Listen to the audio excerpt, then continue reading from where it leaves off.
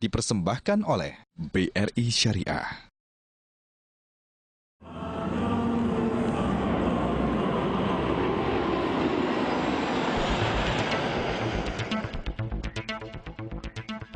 Air supremacy atau keunggulan di udara, sebuah istilah yang sangat dipahami dengan baik oleh B.J. Habibie. Menurut Profesor Habibie, keunggulan di udara bukan hanya di bidang militer, akan tetapi di bidang transportasi seharusnya menjadi prioritas untuk negara kepulauan seperti Indonesia. Atas dasar itulah pada 28 April 1976, B.J. Habibie mendirikan industri dirgantara pertama di Indonesia dengan nama PT Nurtanio dalam rangka menghormati jasa Marsikal Muda Anumerta Nurtanio Pringgo Adi Suryo sebagai pelopor kemandirian industri dirgantara nasional.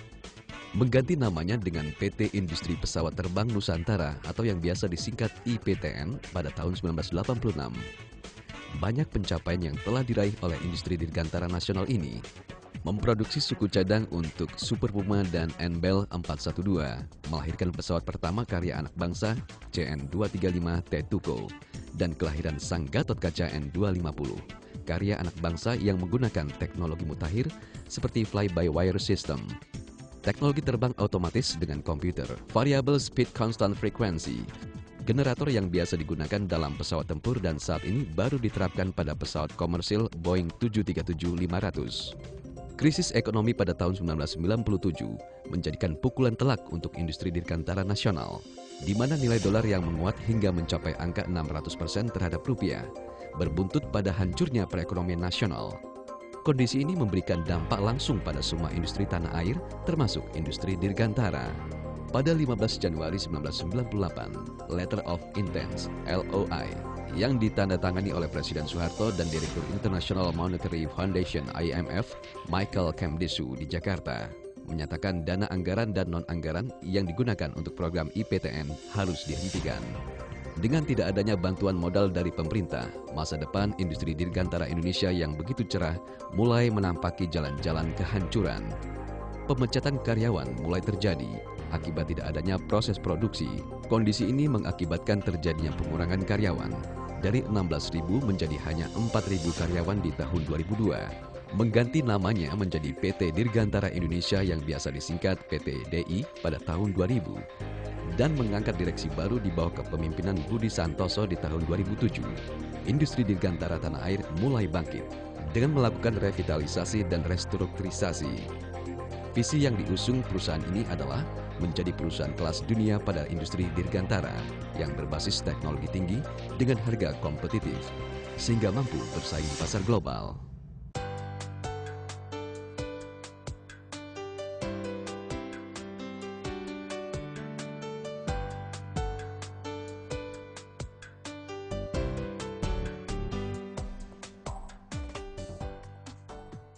Pak, ini mesin apa ya, Pak? Ini mesin Cincinnati yang kita pasang di akhir tahun 80-an.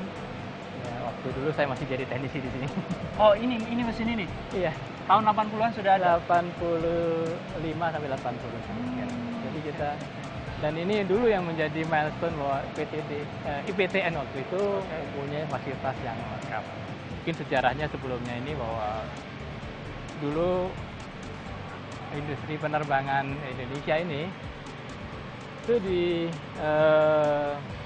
inisiatifnya dari Bung Karno atau Presiden Soekarno. Dari presiden pertama kita? Iya, pertama kita. Presiden mengatakan bahwa Indonesia kalau ingin masuk bersatu menjadi negara yang makmur, maka ada dua yang harus dipelajari. Satu adalah tentang teknologi penerbangan, karena Indonesia itu kepulauan, dan dua adalah perkapalan.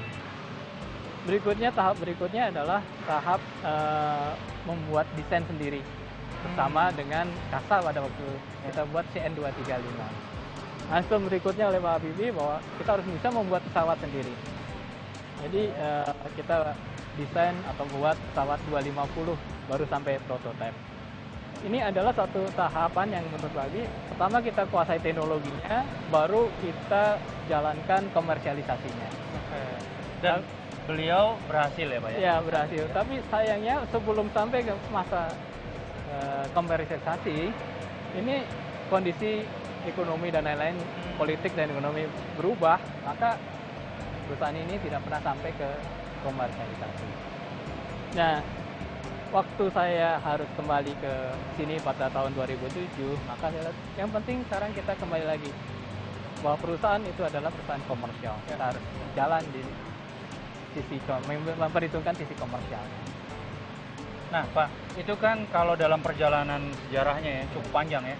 Dari zaman presiden pertama, presiden kedua dan seterusnya, itu ada milestone keberhasilan, tapi juga ada, mohon maaf, masa-masa di mana industri dirgantara Indonesia memperoleh semacam tekanan, cemoohan, hujatan.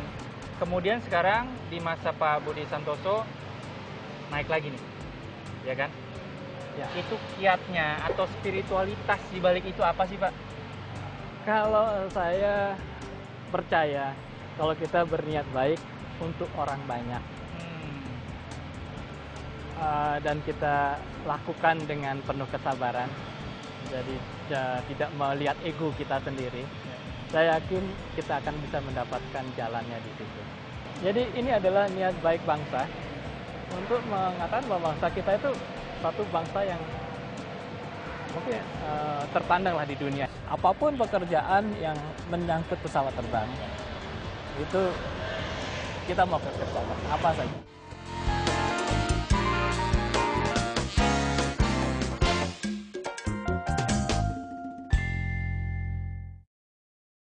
Dipersembahkan oleh BRI Syariah.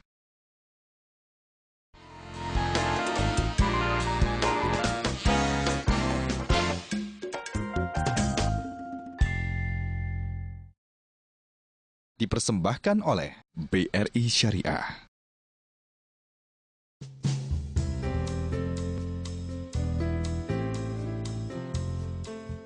Selama 36 tahun berdirinya industri dirgantara tanah air, PT DI memiliki prestasi membanggakan di tahun 2012. Di bawah kepemimpinan Budi Santoso, perusahaan ini mendapatkan nilai kontrak yang cukup fenomenal, dengan nilai lebih dari 8 triliun rupiah untuk proyek sampai tahun 2014. Mantan Direktur PT Pindad selama lebih dari 12 tahun ini memiliki cita-cita untuk memproduksi pesawat terbang secara nasional. Sebagai negara kepulauan, Indonesia memiliki kondisi geografis yang terdiri atas 17.000 pulau, di mana 30% darat dan 70% air. Atas dasar inilah, maka pesawat udara menjadi solusi terbaik untuk dijadikan sarana transportasi bagi masyarakat. PT Dirgantara Indonesia sebagai satu-satunya industri kedirgantaraan di tanah air pun harus mampu memainkan perannya dengan baik di masyarakat. Dukungan dari sejumlah pihak sangat dibutuhkan, baik kalangan pemerintah maupun swasta. Tujuannya mulia, demi mewujudkan kemandirian bangsa dalam memenuhi kebutuhan akan teknologi penerbangan nasional. Tak hanya itu, keberadaan PT Dirgantara Indonesia juga mampu bersaing di pasar internasional.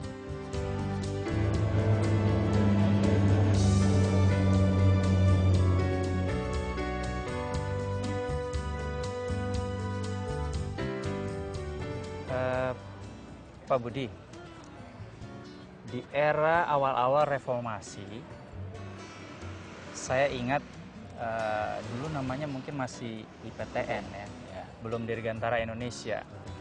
Nah, itu mengalami saat-saat yang kalau saya sebut mungkin unfavorable conditions gitu buat Dirgantara Indonesia atau IPTN masanya pada saat itu. Nah, setelah kejadian itu, Pak, kira-kira kiat-kiatnya Pak Budi nih untuk merevitalisasi PT Dirgantara Indonesia gimana, Pak? Ya, setelah tahun 98 atau 99 di mana IMF meminta pemerintah Indonesia untuk tidak membantu lagi PT Dirgantara Indonesia. Ya. Sebelum-sebelumnya itu PT IPTN ini belum disiapkan untuk secara komersial produksinya. Jadi masih sebagai development untuk SDM, kemampuan yang lain-lain. Sehingga fasilitas produksi dan lain-lain itu belum bisa meng-catch up atau sama dengan fasilitas produksi yang atau kemampuan produksi di perusahaan-perusahaan lain yang di luar. Sehingga kita untuk awalnya ya, apapun pekerjaan yang menyangkut pesawat terbang, itu kita mau kerjakan apa saja. Hingga kalaupun kita hanya modifikasi pesawat untuk sesuai dengan keperluan yang diperlukan oleh customer, kita kerjakan.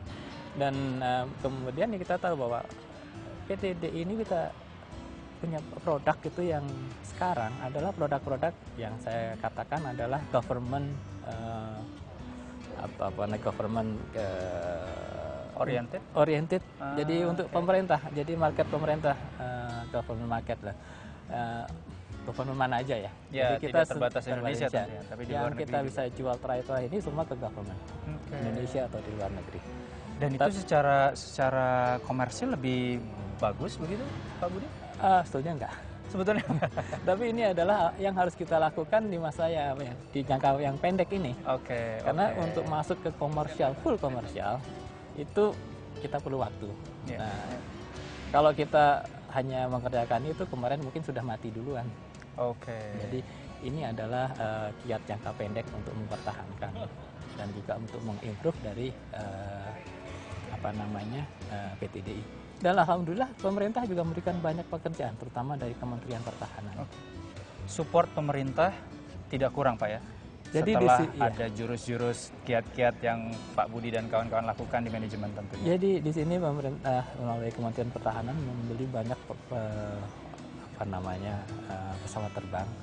Ada yang bisa kita katakan ini lebih banyak lokal konten kita, ada yang enggak ya, tapi kita harus, itu adalah satu yang menurut saya secara bisnis kita bagus karena kita akan mempunyai nama yang baik, relasi di industri pesawat terbang. Jadi kita dilirik oleh banyak seperti katakanlah sekarang EADS Group, itu mungkin naik Airbus yang terkenal di sana, atau Eurocopter dan lain-lain, atau kapal Bell Helicopter. Dan mereka ingin kerja dengan kita karena kita menunjukkan bahwa kita sesuatu perusahaan yang komersial.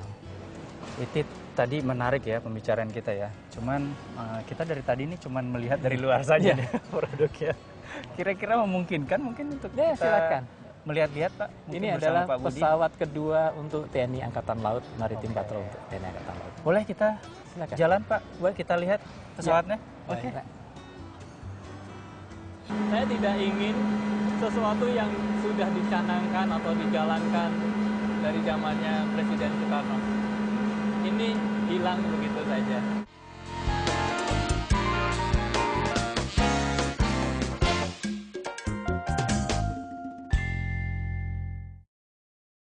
Dipersembahkan oleh BRI Syariah.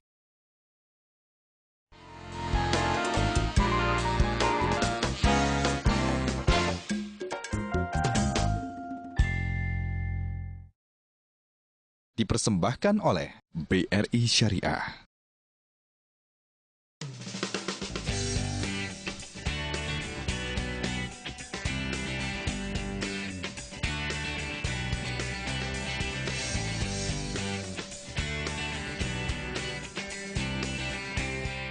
Ustaz. Yes. Mohon maaf nih saya ganggu sedikit. Ya, silakan. Boleh tanya-tanya ya, Bu ya? Boleh. Ibu sebagai pengguna langsung produk PT Dirgantara Indonesia. Ya. Selama ini kira-kira pengalaman Ibu menggunakan produk PT Dirgantara Indonesia gimana? Khususnya pesawat yang sekarang Ibu lagi kita mau terbang nih. Oke, saya sebagai tes pilot di PT Dirgantara Indonesia tentunya produk PTD ini unggulan. Unggulan ya, Bu? Ya.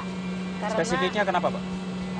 Pertama, tentunya kita masuk dalam semua certified ya, yang sertifikasi yang diperuntukkan itu kita memenuhi standar itu. Ya, satu. Kedua, peralatan yang dibutuhkan saat ini di dalam mission dari Angkatan Laut kita bisa penuhi. Ya, itu yang tujuan kita untuk mengetes ini. Dan tentunya customer satisfaction dan kenyamanan ataupun keamanan terbangnya juga kita pikirkan. Nah, untuk itu kalau dikatakan ya tentunya produk anak bangsa itu unggulan. Ya, why not? Why don't other people beli dari kita? Iya, betul. Ya? Dan kalau dipakai commercialize itu lebih baik lagi, sehingga harapan ke depan kami yang bekerja di sini bisa melihat bahwa ada banyak lagi 235 digunakan oleh commercial purposes. Semangat terus ya, Bu ya. Semangat. Mentes pesawat-pesawat produksi PT Dirgantara Indonesia. Oh ya, akan tetap demikian. Ya, mudah-mudahan kita lebih banyak digunakan di dalam negeri. Amin. Produk. Amin. Terima kasih. Ibu, saya ke belakang dulu, kelihatannya Ibu sudah mau siap-siap terbang.